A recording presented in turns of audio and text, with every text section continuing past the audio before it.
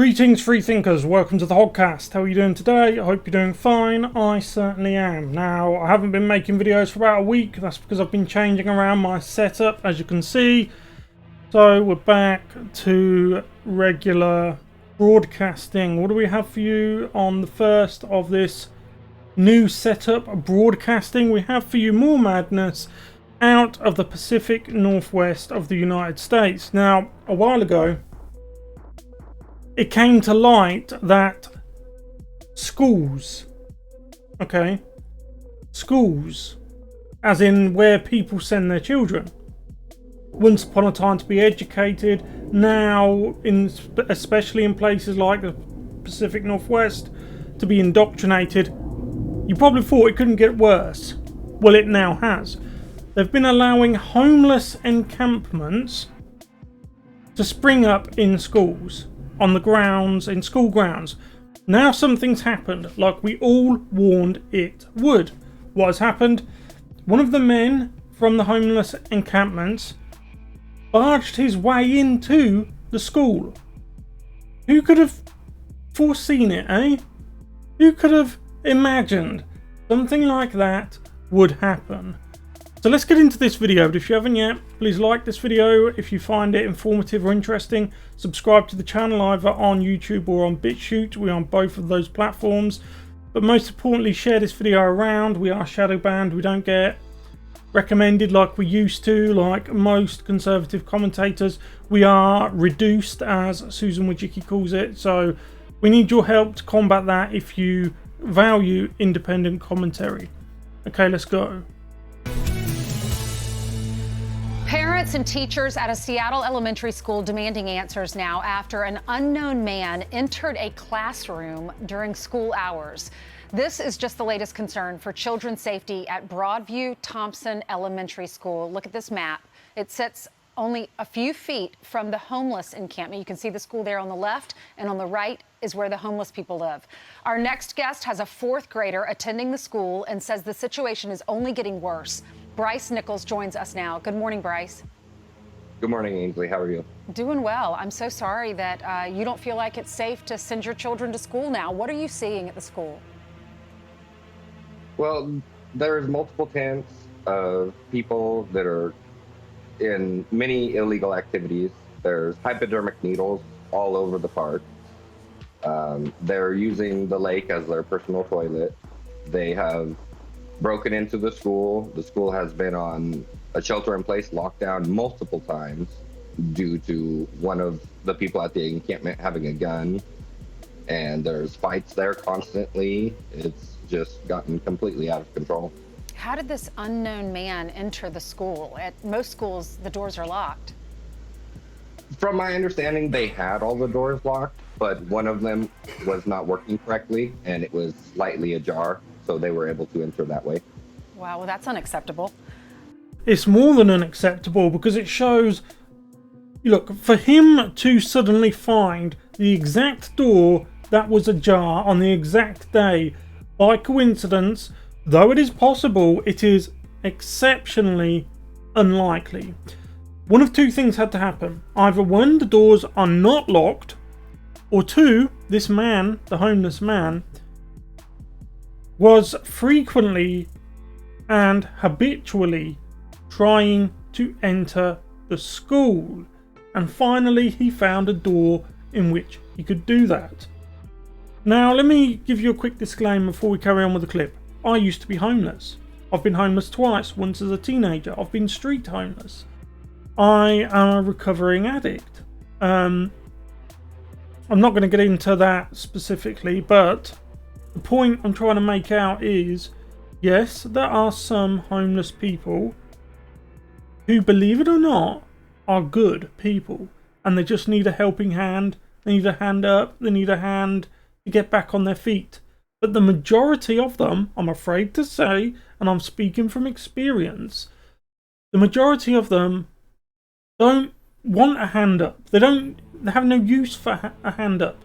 You pull them up, they'll just flop down again onto the ground, into the gutter, because a lot of them want to be there. They don't want you to pull them up, they want to pull you down. Again, I will say from my experience, yes, there are some that are good people falling on hard times that didn't have a support network, and for whatever reason they ended up in the gutter themselves.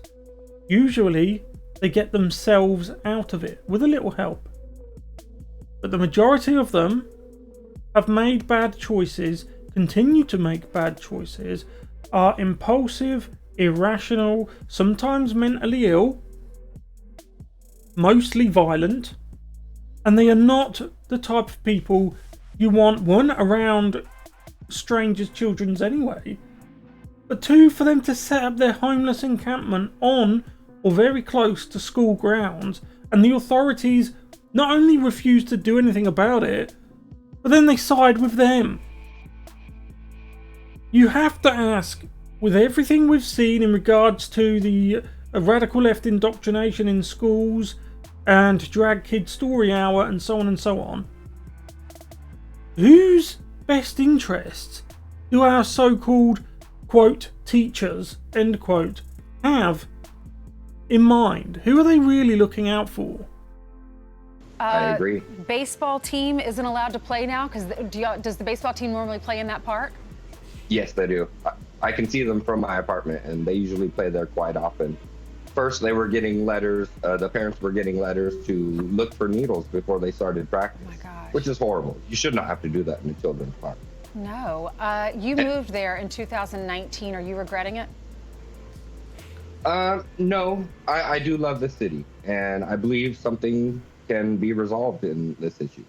You know, I don't think anyone should go hungry or have to live outside in the cold or in the rain, but That's commendable. The fact that he's going to stick with the sinking ship, and most urban areas in the Pacific Northwest, Washington, Seattle, are sinking ships. You're going to be commended just in the same way as the band on the Titanic, which continued to play. They get commended, they get remembered, and you will be remembered too. However, keep in mind you are on a sinking ship. And unlike the Titanic, which was struck by an iceberg, this is an iceberg of your own making, of the people you vote for in the Pacific Northwest. If the Democrat Party fielded a gerbil or a parrot would win in the next election, in the local elections coming. It doesn't matter which, local, state, national elections in the Pacific Northwest and in other places down south like California, the Democrats could field a donkey as their candidate, and the donkey would win. It's so long as it's given a proper name like Donald or probably not Donald. They probably wouldn't vote for anyone called Donald, but Reginald or Alan, right? Alan Smith, the donkey. So long as on the ticket the name is Alan Smith, they'll vote for it. So long as it's got a D in front of their name. That's my honest held belief. But that being aside, whether you're a Democrat or not, you should not have to, before your kids play their baseball game, run along the field looking for spikes, and which they've obviously done their stuff in their arm with, and pick them up and put them in sharps bins or sharps containers because they're littering the baseball field where the children will play. You know, I found a sharp once when I was a kid myself. I found one and it was in a container. There was something rattling in the container. I didn't know what it was. The more I couldn't get the lid off, the more I wanted to get the lid off. And eventually I got the lid off, and it was a sharp with blood in it. And it freaked me out. I threw it in the river. So I know what it is like as a child to get freaked out when you see things like that. You don't know what it is, but you know it's bad. Living next to a school causing problems is not the way to do it. I know. What is your plea to the local leaders? Well, my plea is mainly to the school board because it is all up to them. And me and many other parents and community members are asking for this issue to be resolved. This camp has to be moved somewhere else. I would like to see the people that want help to receive help, Right. But unfortunately, a lot of them are not going to take that. Yeah. No, I'm You elected this school board. Change the people you vote for.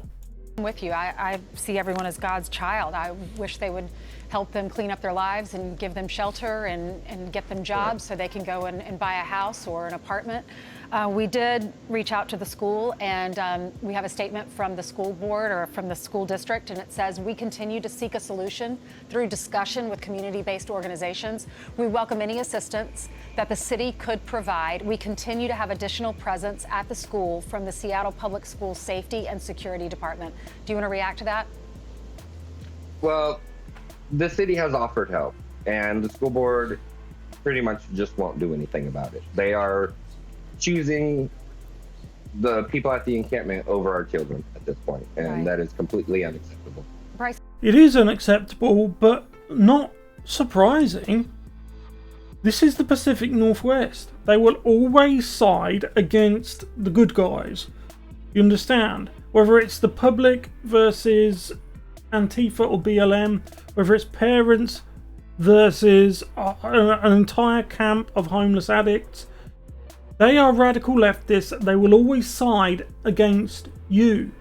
But, you know, look, Bryce Nichols, I appreciate your point of view. I appreciate you at least speaking up about what's happening in your locality. However, Mr. Nichols, when the next elections come around, whether they're state, local, national, or for the school board in your local area, the school board elections, you will vote for the same. You will continue to do the same thing. You will continue to stab yourself in the foot, and then you'll come on TV and you'll say, "Oh, woe is me! How terrible the situation is." Stop voting for the people who are destroying your community. Is your son, is he scared? Oh yes, we can't even have our windows open most of the time because he can hear the homeless people outside, and it scares him. They're constantly yelling at each other and fighting. So they can't even have their own windows open because they can hear the homeless people yelling and fighting.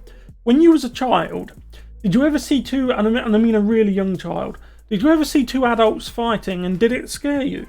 Because I've been in that situation more than once, and as a child you feel so helpless when you see two adults fighting or yelling at each other. It's very frightening. You know, as like a 5, 6, 7, 8-year-old, it's very frightening. And that's just the latest thing on top of everything else Mr. Nichols and his community and the families in his area have to put up with. But I'll go back to my original point. How much crap do you have to have heaped on you by the people you vote for until you decide to try something new? Anyway, look, I'll leave it there. Let me know what you guys think about this situation. If you haven't yet, please like the video if you found it informative. Subscribe to the channel here on YouTube or BitChute, the Hoggcast.